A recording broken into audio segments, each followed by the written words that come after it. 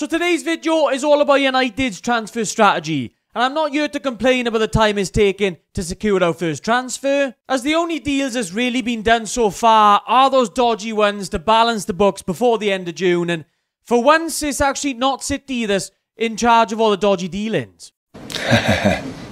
You're so funny. In today's video, I want to talk about the players that United have been targeting so far throughout the course of the window, specifically Ugar and De Ligt. For separate reasons, both of these deals just worry me a little bit. It feels like although we've got a new owners, we've got a load of new backroom staff with hopefully more to come as well, we may not be shifting too far from the transfer strategy of years gone by, and in turn then our style of play on the pitch is likely to stay the same as well.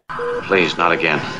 But what do I mean by this? Well, starting with Ugar first. Now, nothing is obviously official with the player just yet, but United do obviously hold that interest in him. And before people start to jump on my back, I'm not really here to say that he would be a terrible signing, I'm not. But what really worries me is if we do bring him in, it just sort of signals that our tactical intent from last season isn't really going to be changing anytime soon. Ugar is a ball winner and he's a counter-pressing defensive midfielder. But he isn't a player who's largely going to control the tempo of the game, and he's not really going to help United play out from the back too much. Like, this signing for me just signals the fact that Ineos are going to now try to give Erik the tools to improve, but not necessarily change that style of play that we saw last season, that game model that Ten Hag consistently tried to use. If we were looking for a hugely different approach, then I don't think Ugar would be our main target right now, and that is really what worries me. Like, are we in for more of this sort of direct style that we saw last season, regularly kicking it long and trying to win the ball back higher up the pitch? We know Ugar is combative and he likes to engage in duels really aggressively, and who does that really remind you of? Casemiro in United's system last season was stranded on an absolute island, and while Ugar will be more mobile to obviously move up and down the pitch, are we in for much of the same, where we're actually happy if our midfielders are bypassed regularly, if it does mean that on the odd occasion we do win the ball back high up the pitch? And then when they obviously do get bypassed, then we're relying on that good box defending and obviously a bit of luck at times as well to just stop the goals going in. One bad season at PSG doesn't make Ugar a bad player. It's more the sort of his playing style that really does worry me. Like, I remember that Europa League game up against Arsenal, and I remember at that time when Ugar was starting to get linked to the top clubs, and I watched that game and I thought, wow, yeah, this guy looks really, really impressive. So I'm not going to say after just one season that he's automatically just turned into a really bad player and he'd be a terrible signing. But as I've said, it's just the style and the aggressive nature of him and the way that he sort of lunges into those duels. It's that type of player again that it does worry me that that's consistently what we've been going for over the course of the last few transfer windows, not just with Casemiro.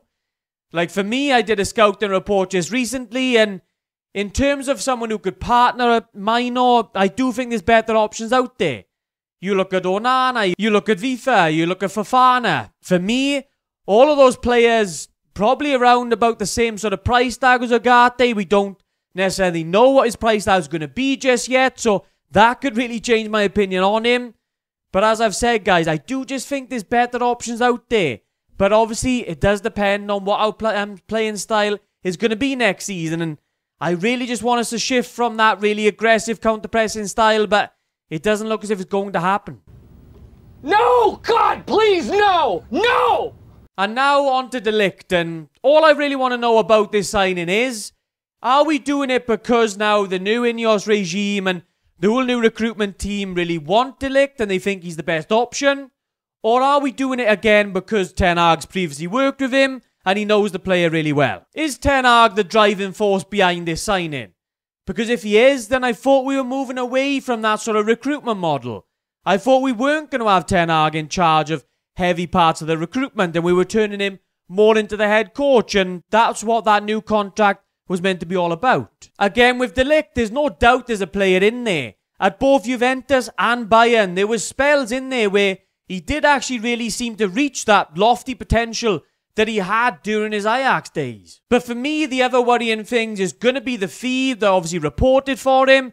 is going to be the wages that he's going to ask for, and that really questionable injury record as well over the last few seasons. So they are all reasons to be concerned, and that's even before you go into the compatibility issues that he can potentially have playing alongside Martinez. Again, I feel like there are potentially cheaper options out there, and obviously it's meant to be independent of the Branthwaite deal, and I'm all for that one. But with De Ligt, if we can get a bit of a cut price deal for him, obviously fitting into the right centre-back spot, it could be a decent signing. But there are other players out there, obviously for reported fees, there's less than what we're going to get for De Ligt. So if we are purely just getting him because he's worked with Ten Hag before and is what Ten Hag really wants, I thought we were moving away from that. It's been 84 years.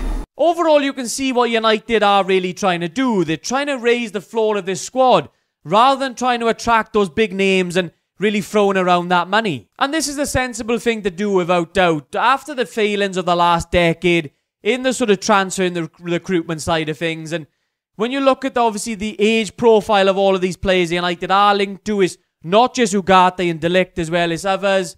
You can see obviously the link between them all, and the age profile for all of them is really, really good, and that's always going to be a good sign now with United going in that sort of more of a direction, getting some younger players into this squad rather than trying to get those aging superstars that really haven't worked for United over the course of however many seasons now. But we have to be careful also not to stockpile too many of these players, as if we are obviously stockpiling them and you need some of them shipped on in just a couple of seasons' time, we know how hard it is at the minute to get rid of our unwanted players. I'm not naming any names.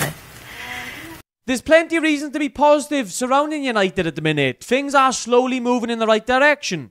But there's always going to be things to worry about, and specifically in this transfer window, the links we've saw over the course of the last week, these have worried me a little bit. Because at the start of it, I thought it was looking a little bit more promising. But let me know down in the comments down below, guys.